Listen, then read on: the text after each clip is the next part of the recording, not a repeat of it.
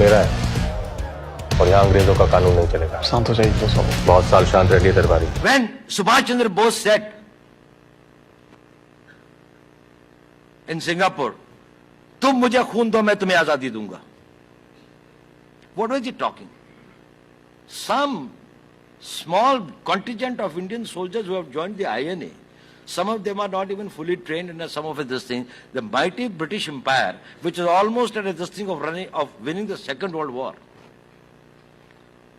was in alliance with the entire this thing of from United States to all the right and things like that, etc. He was challenging and he said that he was going to attack India. But he did attack. He did reach the Imphal. He was able to get to this thing of the Dimapur. And when Prime Minister Attlee was told, and he came to this thing and he was staying with the Chief Justice at that time, he said, why did you leave India? After all, you had won the Second World War.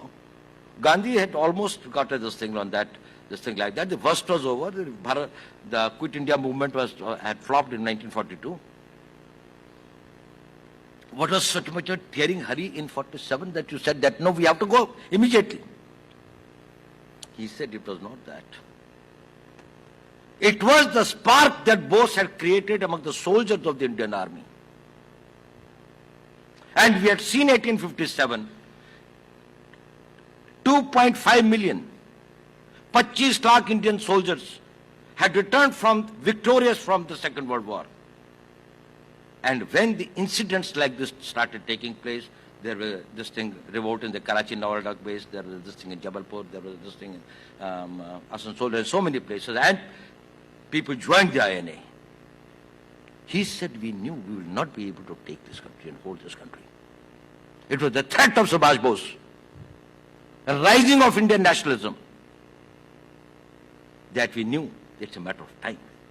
And if we do not quit voluntarily, we will quit in a way that will be a bloodbath.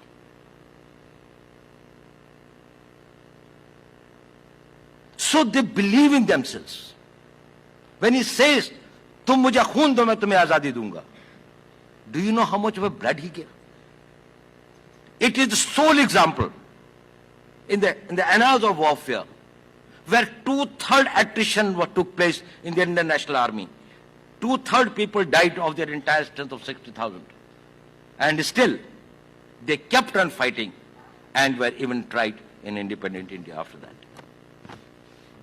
And the government never rehabilitated this thing or integrated them into the Indian Army. When people followed Subhash Chandra Bose, it is because those people of the Indian National Army trusted him. ये आदमी हमें आजादी दिलाएगा.